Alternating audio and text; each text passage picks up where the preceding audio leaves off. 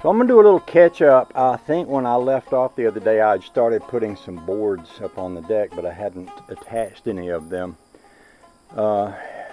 Yesterday, we had some people that started talking about maybe coming over and swimming, and I thought, well, that'd be nice to get this done before they get here. So I came out here and put screws in the boards from this edge all the way over to here.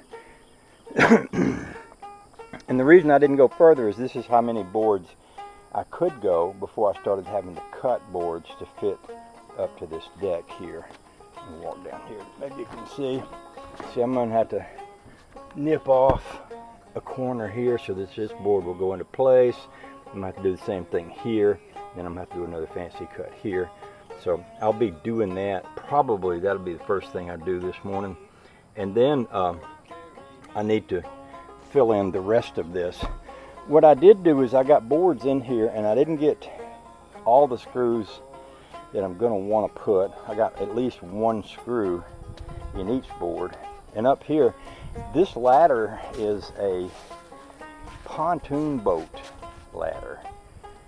But it worked perfect for this. I bolted it to the deck, literally. It hangs over, it doesn't touch the side of the pool.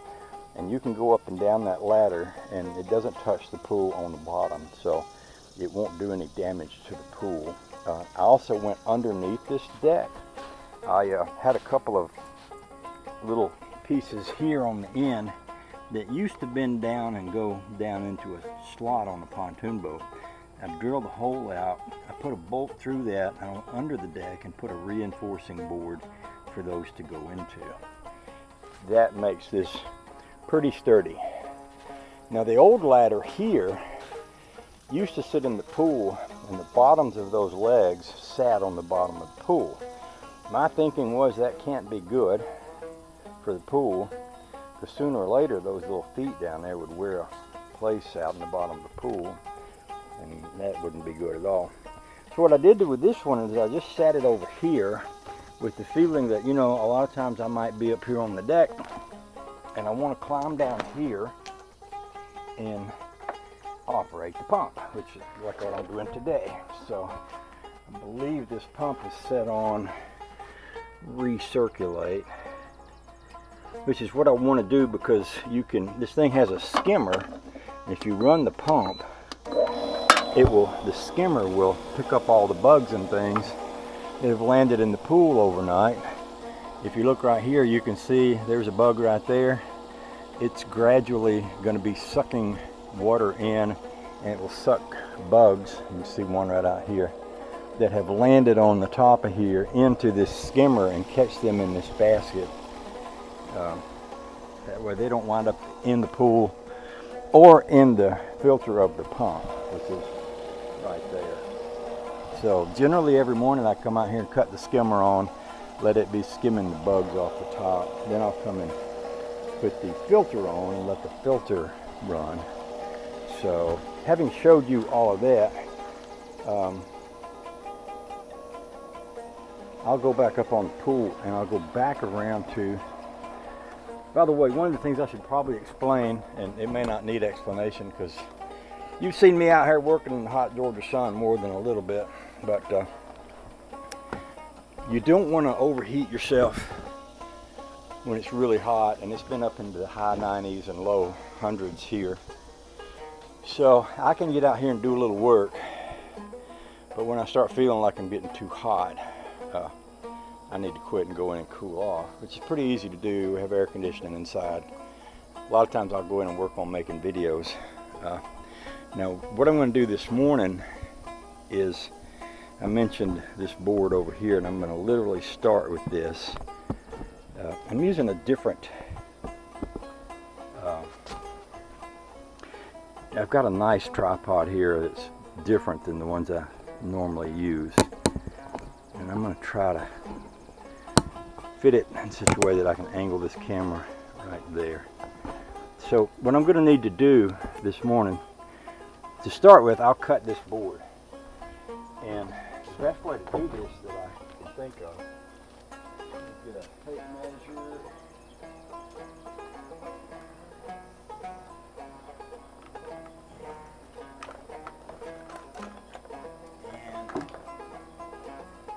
I use framing square, sometimes I might use this.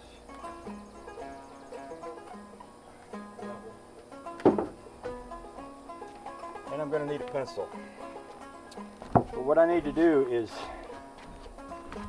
first of all, I need to measure the different distance between the back of this board and there. And that is 3 3/4 of an inch.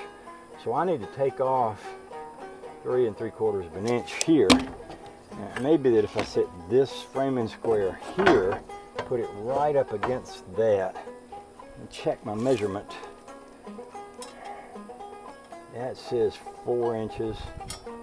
By the time I get my mark, that might be almost right.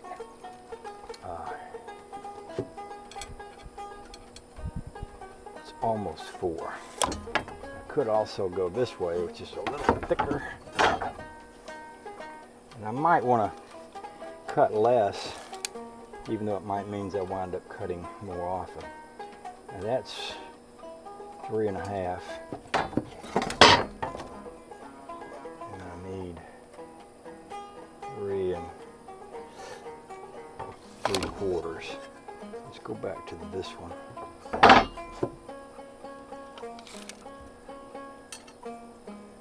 That's almost 3 3/4. That's almost right. So what I'll do is I'll get a pencil, I'll mark this, and then I'll carry it over to my saw. I'll cut that corner off and I'll bring it back and see if that fits in there. I want this board to come to the end of here so that the other end comes out even with those boards up there. That way I only have to make this one cut and I get to save most of this board. So I'll go get a pencil and I'll come right back.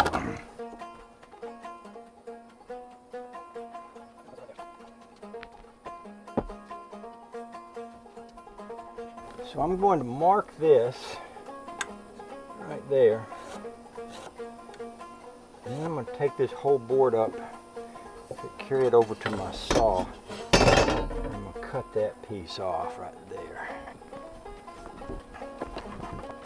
I might want to move my saw over here, because I could literally saw that right there, and then I wouldn't have to carry the board all the way around there and all the way back. That'll save me a little work. So I'll cut the saw off and I'll get my drop cord hooked up, and then we'll see if we can do that.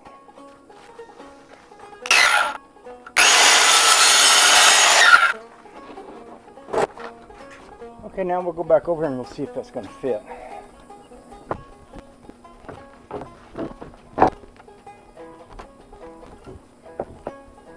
That actually took off a little tiny bit too much. See, I've got about a 1/2 inch here. So what I can do is I can take this board and set it aside. I can bring this board and put it here. Mark it again. That way I won't waste this one, and I can get a proper cut. I could put that in there even with it being not cut correctly, but that would not make me happy to be using a board that wasn't really appropriate for what I want to do. So this next board, it's a little scarred up, but it looks pretty good on this side. So let me stick this here, and instead of using this framing square for this time I'll use this. And I'll turn it sideways. See, that's about almost a 1/2 inch narrower. So this time I'll just cut this that much.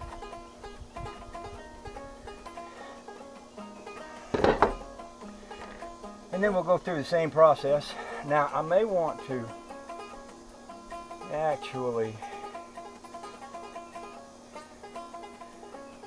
actually use a different board. This one has this knot here, which is where I'm going to want to be able to put a screw. Of course I can put a screw here too. But I could also just spin this board around.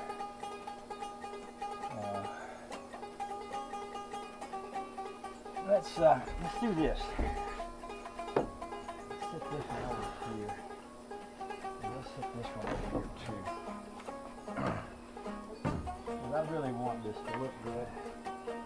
This board does have a couple of rough spots on it. What I could do instead is use this board here.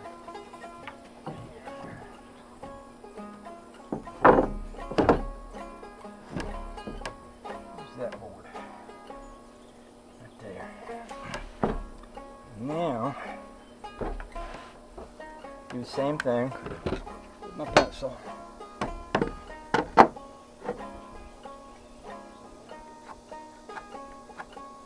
There. Now let's take that over there and make the cut. I think this time, instead of carrying y'all up there, I'll just turn you here.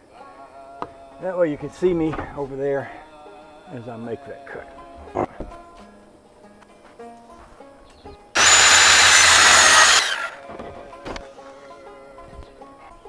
All right, let's see now if that's going to fit.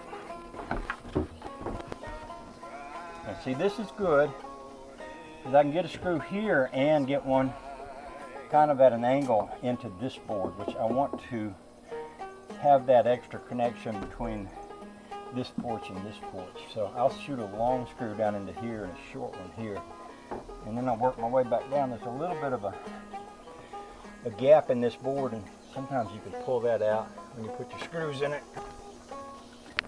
And maybe I should mention that I'm already feeling a little dizzy headed from the heat. It really doesn't take long when you're working out in it like this.